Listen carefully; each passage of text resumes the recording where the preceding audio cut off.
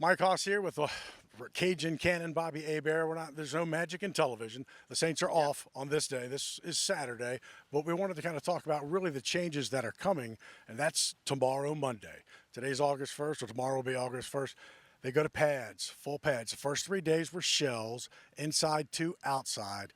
Monday, pads changes it. Yeah, well, not really for a quarterback. It can, throw. It's because you guys don't get hit. No, that is true. Now I can tell you, go, well, I'm in shape and I'm feeling pretty good. But once the linemen start hitting one another, wait when they wake up Tuesday morning. It's always that morning after the pads, and then I'm not feeling that bad.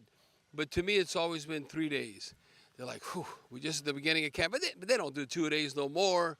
I think they should be able to handle it. But I can remember the big guys always when you put on the pads. When you do that 3 days straight, then you kind of hit that mini wall. It's like, oh, you got to fight through it.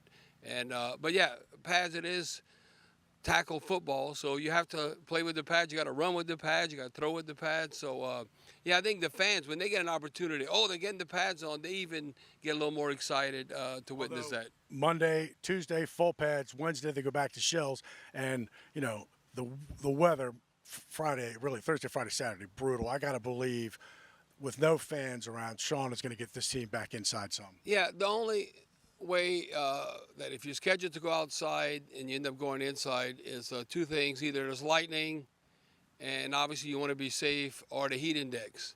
Whenever it starts getting like 108, 110, okay, are we just trying to survive practice, or are we getting better? So that's when the coaches today are a lot smarter than they were a quarter century ago, 25, 30 years ago. It makes us tougher. Well, we play in air conditioning. We play in the dome. I mean, we could have a game in September in Jacksonville or Tampa, but it's not like, you need to make the team tougher. You're a pro. But the one thing I can say, and Coach Payton was very similar to Coach Mara, when you're trying to set the tone the first year, when Coach Mara took over for Bum, Bum was a player's coach, all nice. Well, that camp in Hammond was ridiculous. I mean, you were trying to survive practice. Well, Zach Strief will tell you that first camp in Millsaps, Sean Payton was hard. That was real 2 days, and that was tough. So you have those type of practice, but Coach Payton has a winning team, so he knows how to coach them and put them in a position that they are getting better. Final question, and it's going to lead us kind of two directions, and that's if you were at practice Saturday, you saw Demario Davis walk over to the crowd, and there was a football team here. L.B. Landry was here, and he was really one of the only players that came over to the crowd, talked to those kids. And so I start off by saying he is the most class individual, super good person, 10 years in the league. Yeah. I'm not talking about football yet. We'll talk about football. But that guy is a leader.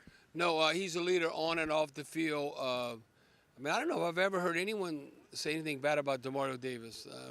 Double D, like they call him amongst his teammates.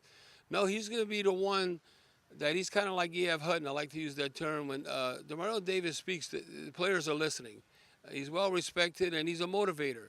You can lead in different ways, lead by your actions, or be a verbal leader, and you lead by your actions. I think Alvin Kamara would be one that lead more by his actions, not as vocal. But Demario Davis, hey, we all like that chant. We love the chant before the game with Drew Brees. Now, his job now. That's going to be a Demario Davis thing, yeah. And so we'll finish it with football because, with Davis, and this team plays a lot of 5 DB sets, right? And so you're not looking for 6. You look who can be that number 2 linebacker to complement Davis. That's a good thing, right? But yet you got to find 5 quality DBs. That's the challenge. Yeah, I would say right now, I don't know. It's still wide open who's going to be that linebacker alongside Demario Davis. The one thing I know, a player like Chauncey Gardner-Johnson, that they want to get him on the field because he's such a playmaker and he's never intimidating. He kind of sets the tone. Even a veteran like Malcolm Jenkins will say, no, we push one another, and he gets me motivated. If you're not getting better, you're getting worse. Right. So we've determined that probably Chauncey's the 5. We don't know who the number 2. We don't know 2 yet. Yeah, Okay. If Lattimore's, when he's playing, then you got Marcus Williams, Malcolm Jenkins, C.D. Deuce, and then who's that's the one we don't know. And then you still, even if it's obvious passing down, you could put C.D. Deuce in the box, a very we say a small linebacker, then.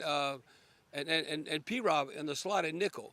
I mean, when they won the Super Bowl with the Eagles, that's why Patrick Robinson came back to New Orleans. He was the highest paid or number one ranked nickel corner. Now he needs to stay healthy so we can count on him. But I think right now, because of his experience, I'd say P-Rob, and maybe not wanting to throw a Debo, the rookie, out there. I think they're confident that P-Rob can do both the nickel in the slot and outside along with Lattimore. All right, Cajun Cannon, we got Thunder, we got Plains, we got it all. So, again, we'll be back out here. Full pads on Monday, have new reports for you. Who dat?